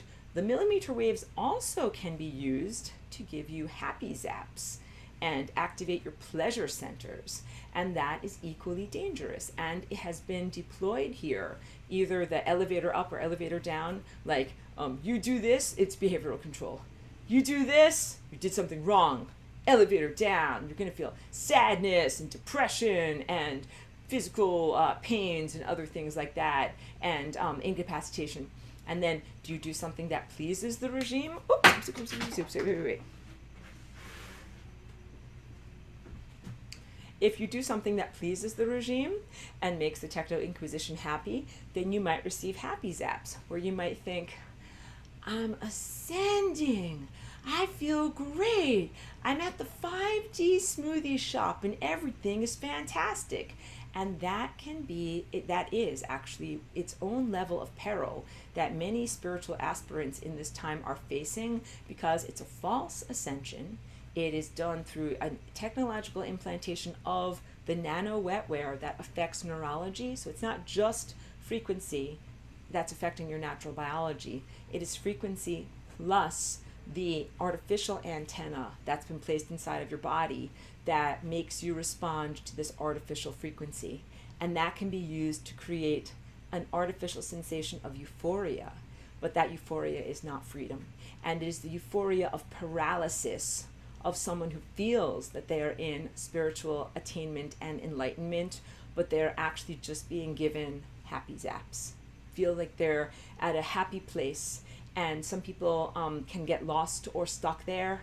And that's another way that the stratification frequency is not being observed, because those people would have, if not acted upon by nano wetware and a millimeter wave, naturally ascended or circulated and developed towards these higher levels of development, where they would be genuinely empowered and enlightened and experiencing genuine euphoria that is non-corrosive. So the dangerous and imperiling part of the artificial euphoria of the 5D smoothie shop is that it fries your brain. You might feel great while your brain is being fried, but you're still being fried. So to reiterate, some people get fried and it feels really, really bad and they're being punished. Some people get fried and they make it feel good. Those people are also being punished. No amount of frying is good. And that is literally what these millimeter waves, they're kind of like microwaves. They cook people, but it has been fine-tuned as a technology to be able to give a variety of experiences to those who are being cooked, to the tissues that are being cooked. You don't want any of that going on. And the disempowerment euphoria of some people who are being cooked by this is specific to their levels of potential empowerment. They're like, that guy's, hey kid, you've got potential. I don't want you to be a spiritual troublemaker. I'm going to cook you in a way that makes you feel happy. And that guy's going to be like, guys, I'm ascending, and they're gonna write some Facebook posts and things like that, and they're just getting cooked, and that is terrible. All of that is a nightmare scenario. Of course, I'm lighthearted in how I presented, but this is not the bliss of an idiot. This is like laughing in the face of danger, and also so that we can look at something that otherwise would be just incredibly too distressing to be able to even talk about. Because that's bad, deep, dark stuff for something to do that to us. And the thing that does that to us doesn't even exist. It doesn't even exist. Sorry for the beeping. That's my treadmill that goes off every now and then, because it's just, automated. Hold on a second. Let me get started again.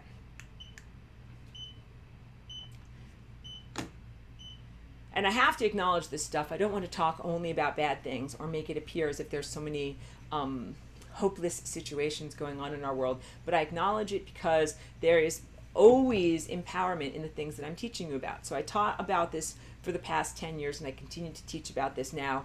And I want to go to my notes, but there's a lot of things that's kind of like on the same level of how I was mildly critical about simplistic and facile systems for manifesting. Abraham Hicks and some other ways of reality manipulation that have to do with getting rich or making people like you or want to marry you or something like that.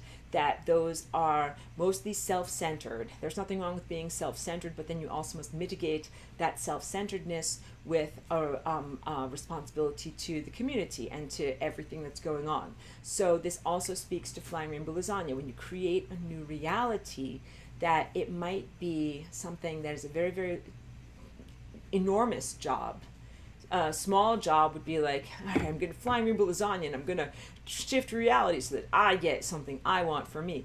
Yes. And then a much, much bigger thing on the menu, like that might cost you whatever, like $5 on the menu of life.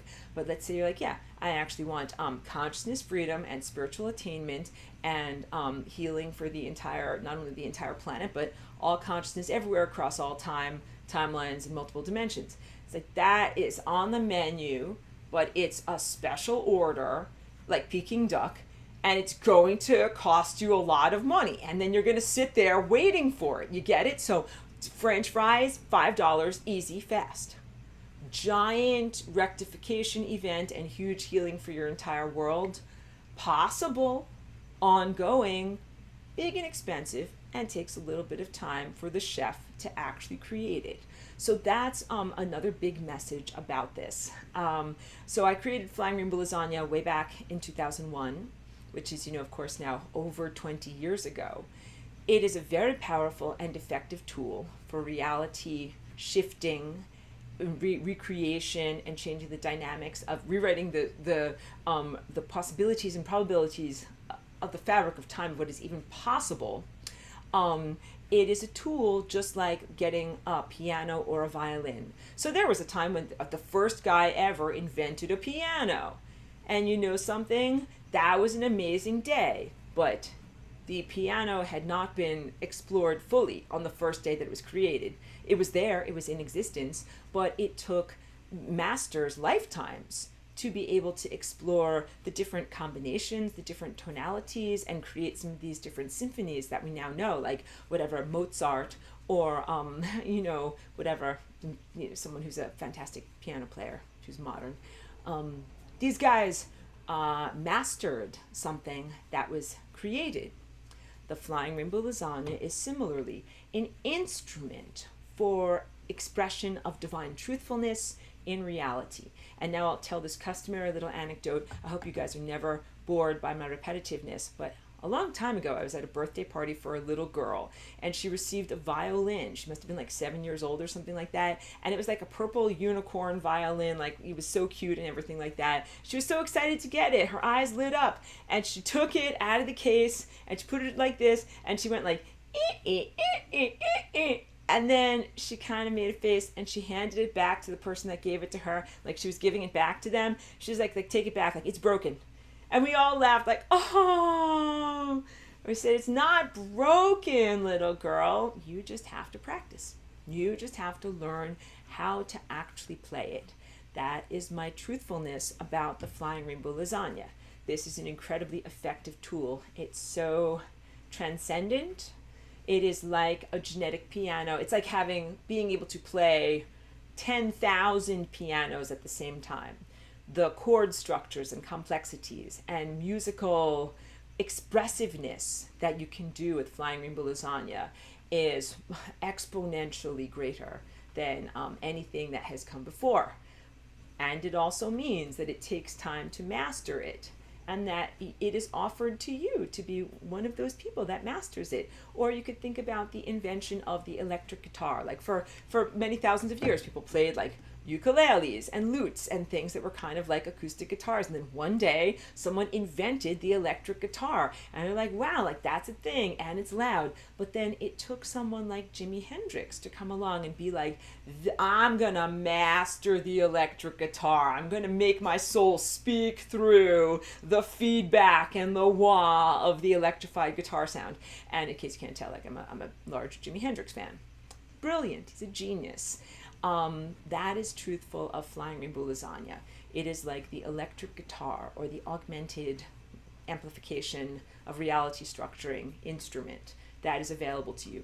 And it is the opportunity for you in this, what I share with you, and in this moment of planetary ongoing ascension to become like Jimi Hendrix. Because what I also admire about him as a musician is that he really broke the mold, like did not follow pre-existing patterns, totally innovated, and did things with a new instrument that other people hadn't done yet. So that's what you can do with Flying Rainbow Lasagna.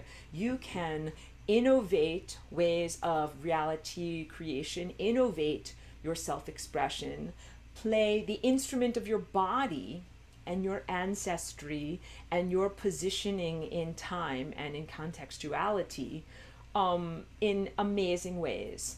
And it also is something that is not mastered overnight. Like you practice and practice and practice and play and play and play in order to get better and better and better. So I've been doing this for over 20 years. And then that has definitely given me a lot of foundation of patterns, which is what you get when you practice music a lot too. It's like it's built into your muscles, it's in there. And that is what these patternings and capacitations are like inside of me. So yeah, I'm able to do the traditional things that I've always done, which is oscillating beyond the terrarium here, that at this point is very out of balance and does not have a very clear, good ecosystem at all.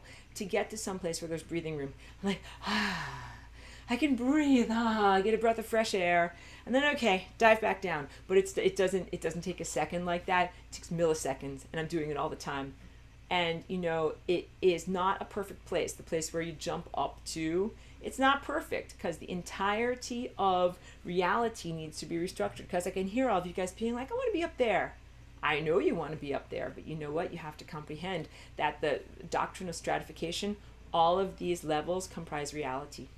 All of these levels comprise reality. And you can't get rid of the level of reality that's down here where those primary lessons are learned. You can't get rid of it and just be like, la, la, la, it doesn't exist. That is like the soil level and the root level that all of the stems and leaves grow out of, that make the flowers and the fruits available. It is the foundation of reality. But what you can do is radically redefine what life is like and existence is like at that level of learning primary lessons, because everyone here equates that to extreme barbarity, extreme cruelty, extreme suffering. It doesn't have to be that way. Do you understand? Like if you do parenting and socialization well, or if you have dogs and you learn how to socialize them, you don't have like dog fights every day. You don't have like bloody, whatever, entrails all over the place while people are learning how to play nicely with each other. Same thing with, humans or organisms and their egos and their boundaries. That there's a way to be able to learn like this is how you learn to respect boundaries without bloody entrails, to be hyperbolic about it. Totally redefining the quality of what school and lessons and development and wisdom accrual is like at that basic level of foundation. And also, so right now it's at bloody entrails level, but also you do not want to have this mixing and matching of reality structures, which we have had very artificially, where you have very, very highly developed, hugely sensitive levels of organism that are being exposed to like the dog fighting that happens at the very, very lower levels. That is an affront to the entire system. So the stratification is a big part of it. Okay, but the positive news is that since 2001, new vibrations have been available on this planet that wouldn't have been available otherwise, that would have been blocked out to you, and that these new vibrations, pretty much all of the innovations that you're looking at over the past 20 years, those are the new vibrations that have been able to come in through this portal known as Flying Rainbow Lasagna. So that can be anything from a new social dynamic. Like if you look at the work of Charles Eisenstein and some of these other new economists, what people are talking about, a different way of doing economy than just barbaric, resource grabbing and competition and fighting. Something that is more collaborative. That's what I'm talking about. Also, when you look at things that are about transformed viewpoints of health, wellness, and healthcare, and using cannabis and other, herbs and naturally occurring nutrients to be able to heal and rebalance bodies, even using frequency medicines that are non-tangible to be able to heal and rebalance bodies, That's the type of new information or new approach or new fresh groceries, freshies that come in from the sun and the stars. And so many other things that I could talk about. Even the torus, this shape. I didn't invent this shape, but I riff on this shape with the lasagna.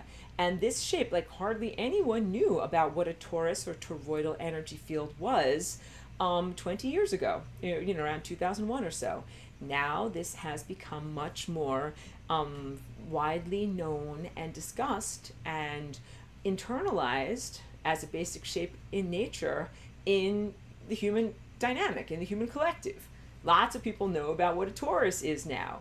And so everyone and everything has leveled up, even the fascination with what is known as sacred geometry, or looking at numbers and polygonal shapes patterns in nature and relating that to the human spiritual consciousness journey. All of these things are like really, really positive things that all came from the sun, the stars, the galactic center, as ways of bringing humans back up to light speed so that you can actually ingest more truth, more consciousness, more data, more information. And that's what it is to regain your God self-remembrance and to get back to being an ascended master and be your true personality. That is literally when you get back up to light speed. And there's so much there, but I'll just say, like, you don't have to relinquish what is the matter material of your body, but you can reform it in change the shape of it or various qualities of it so that it is then what you would define as pure light. And that is also the bringing together of formerly divergent worlds. Matter plus energy equals flying rainbow lasagna, which also equals infinity. And that becomes you. The matter of your body and the intangible aspect of pure energy or spirit or consciousness, that is what you are, become innately intertwined on the same side of the equation. And then the balancing equation for that is infinity. You become infinity. That is literally what this shape allows you to do. So last week I spoke about how, you can tell I need, hold on, my voice.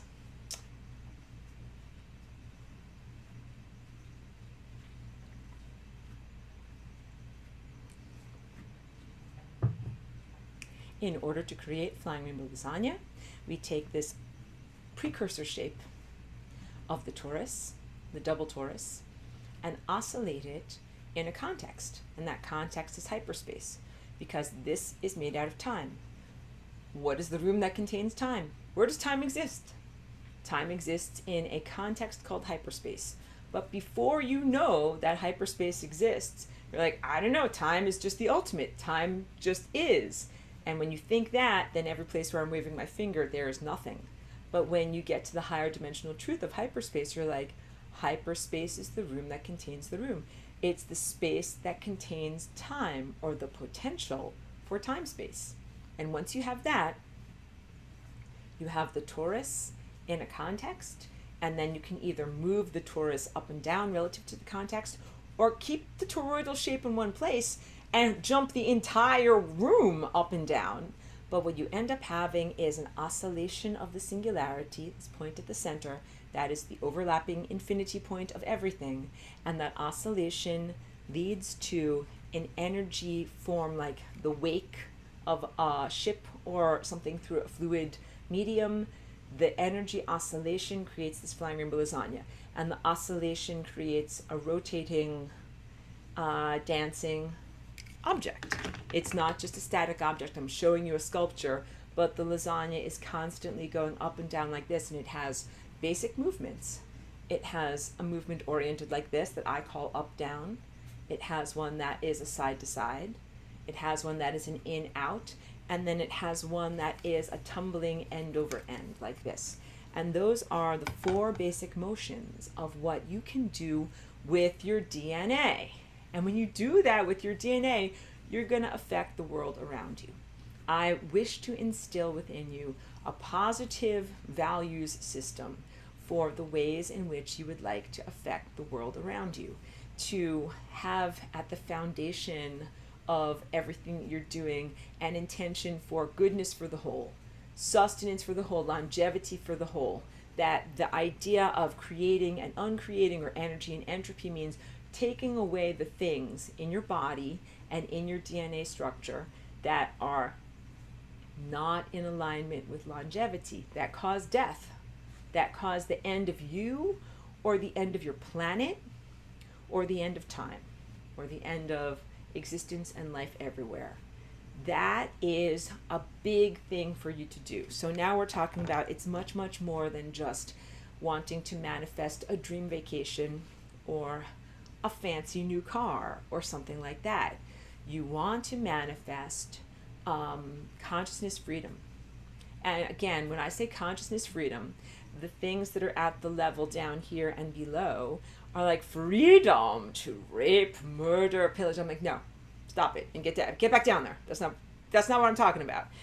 Because to lasagna, of course, you have to get up to these levels of wisdom and empowerment to be able to earn the capacity to lasagna. You have to matriculate to the University of the Universe. You have to get up to love and above. Have an activated higher sense. Be able to do this stuff that is based in truthful seeing and insight. Not merely be a power abuser that is still learning the lessons of basic boundaries at this lower level.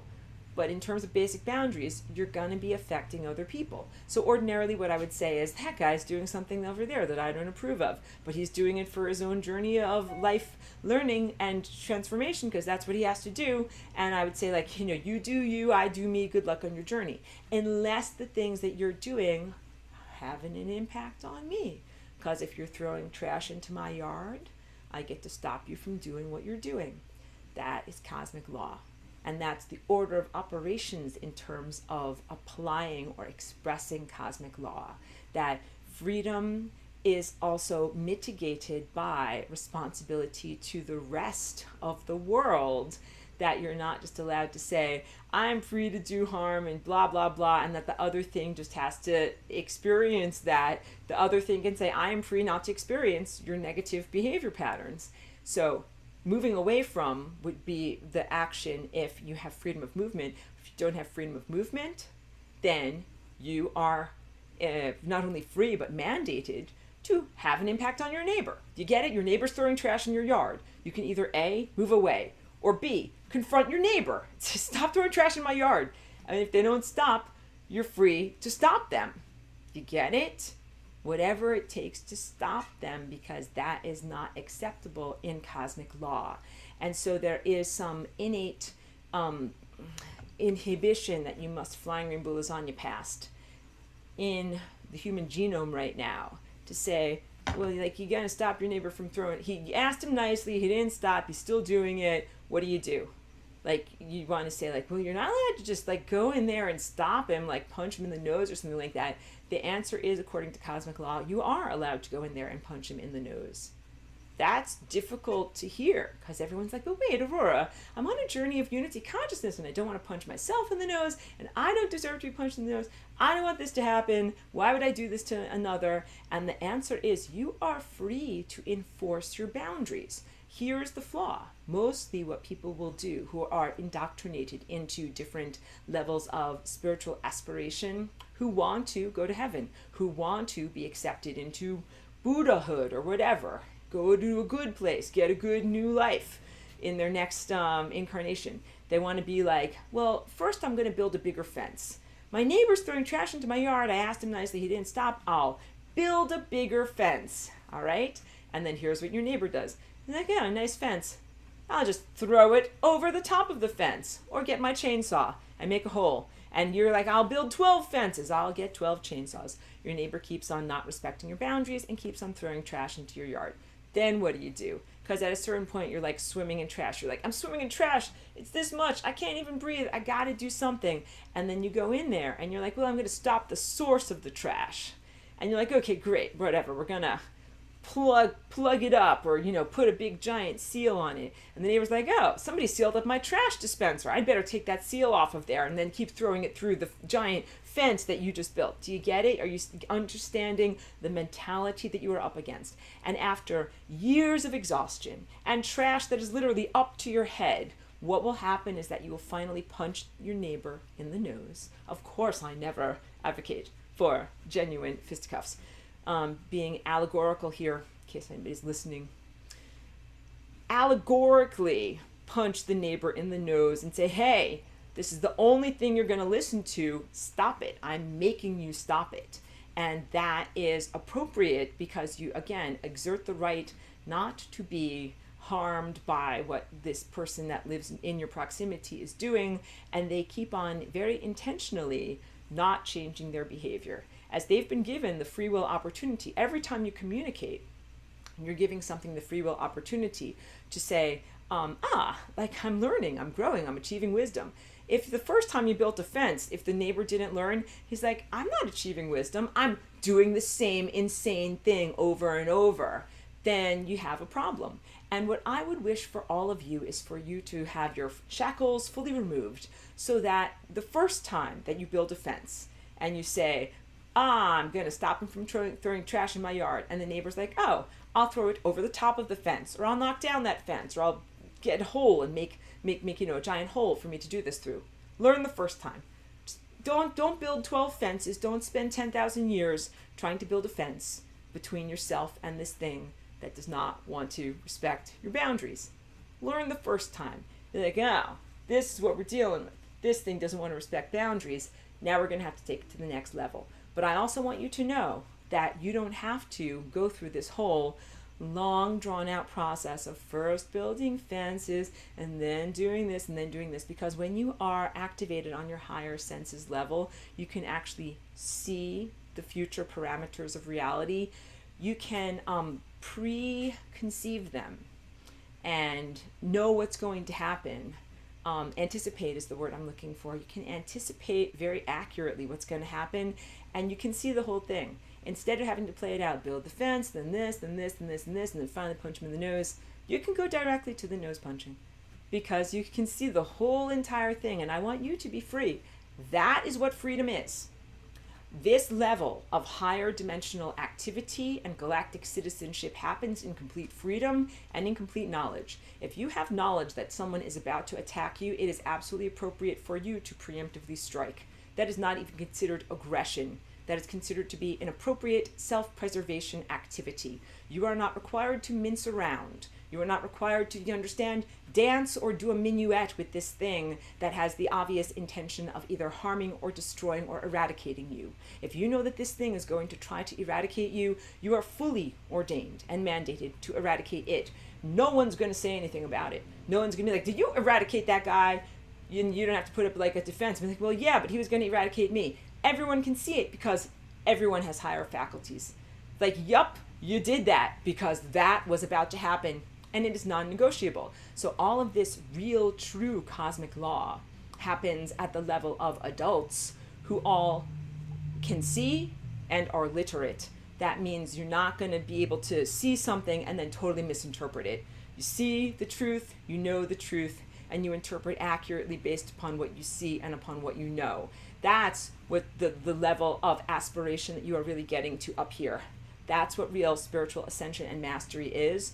And it is totally the antithesis of a sense of what maybe some spiritual schools try to teach you, is that you get to a certain point where you're just like, la la la, I do nothing.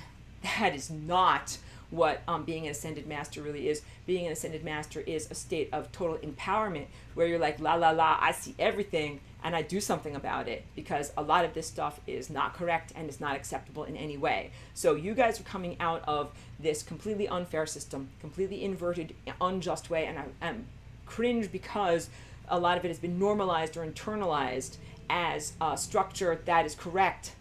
It's time to unlearn. You got to unlearn a lot of things that are false stories, that are cultural baggage, And then there's also the things that have been beamed into the structured waters that surround your DNA within these past 5 years, as the millimeter wave is a carrier of lies and has then tried to implant an additional set of lies into you that also must be cleared away. Man, oh man, all of that stuff needs to be cleared away. So wait, I want to make sure that I speak to any questions or comments. I'm just squinting to be able to see, because I do have to go in like 5 minutes. I didn't get through all of my notes because I never do.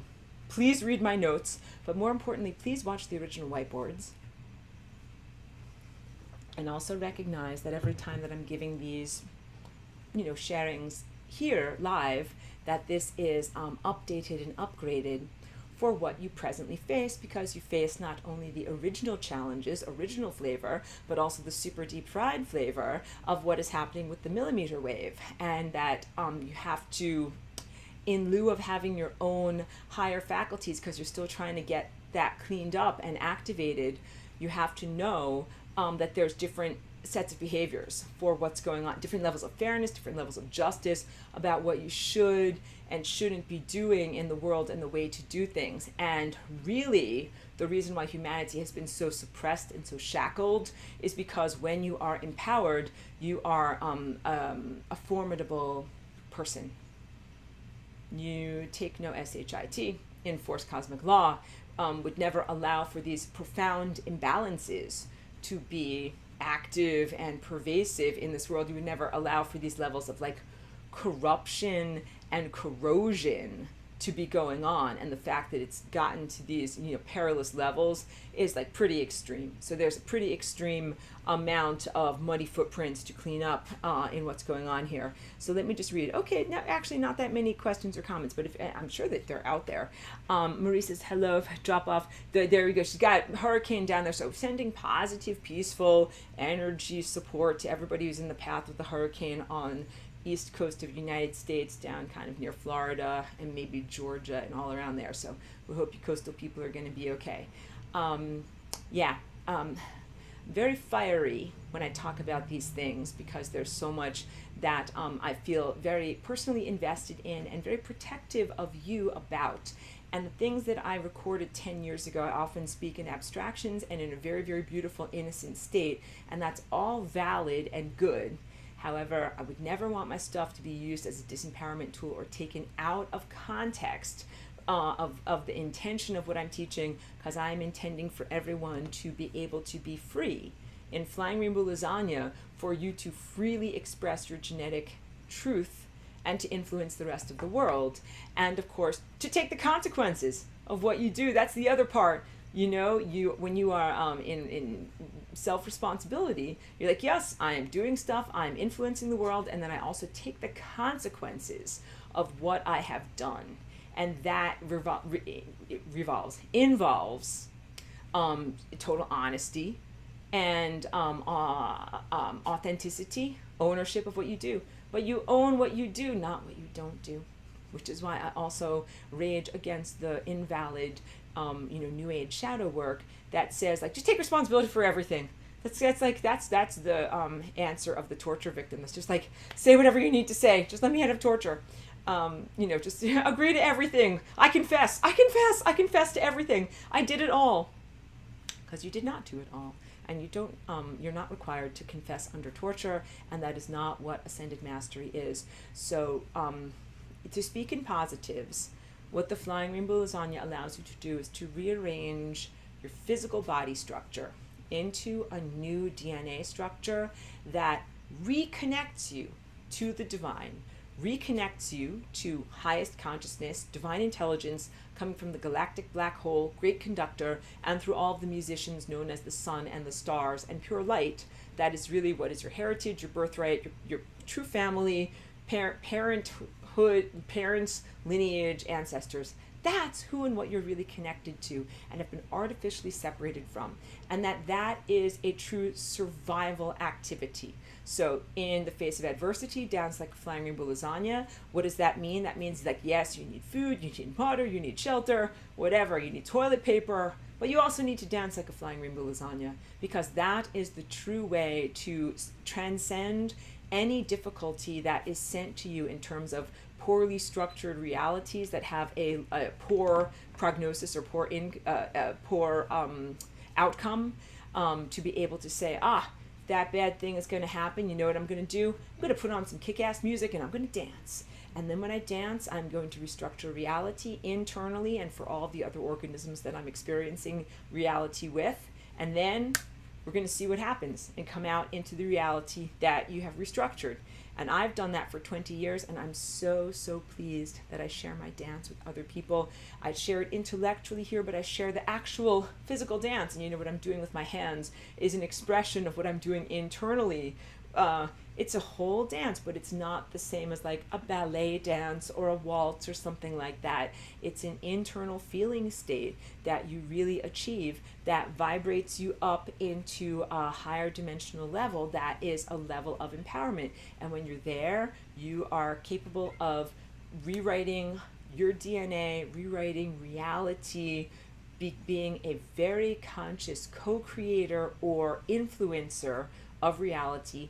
And of course, you also do the balance where you are in balance with everything else that is already in existence. Because actually the band loves you. When you join the band, some people are like, I hope I'm not playing too loud. Like you're playing your little triangle, like ding.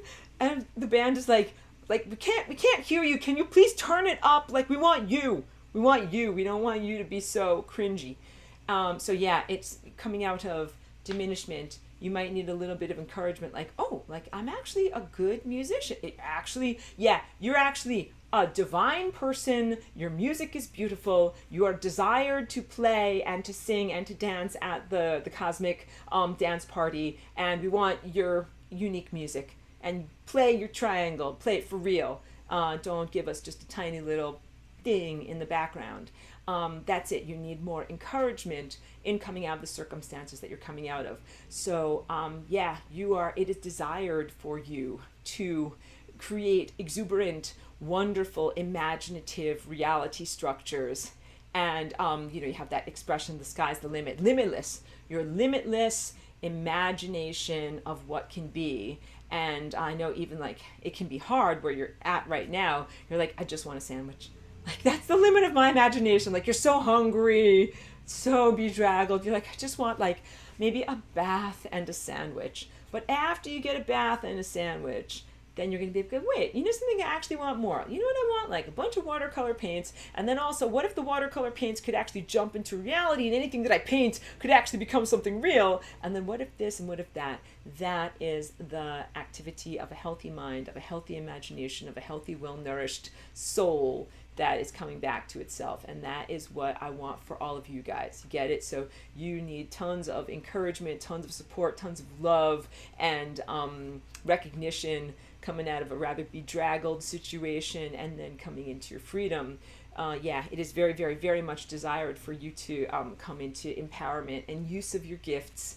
And then, I'm very happy to always share with you my value system and to exemplify it of, working to improve the entirety of the system. And also, you get ice cream too. All right, both of these things. So I think that's a good note for me to end on. I know I didn't get to everything that's super important in my notes. Thank you for understanding that. I will not be apologetic. I have lots of stuff to share. I feel like I did a good job on sharing effectively for today. And have to wrap it up so that I can get on to my next fantastic adventure. Thank you very much. Oh, Charlie B, thank you. Charlie B says, thank you so much. You're so very welcome. Thank you as always for being here. Thank you for your participation, for your own thoughts. Truly, I'm so appreciative of everyone that I'm connected to in this class. Your journeys and how we move through time together as a collective. Very, very pleased to be traveling with you guys through these amazing experiences. And you'll remember this. You will remember this. You will. From the other side of freedom, or from let's say, from a transformed and expanded state of having much more freedom, you will remember these times and what it was like. All right? Okay. Thank you. Signing off for right now. Thank you very much, everyone.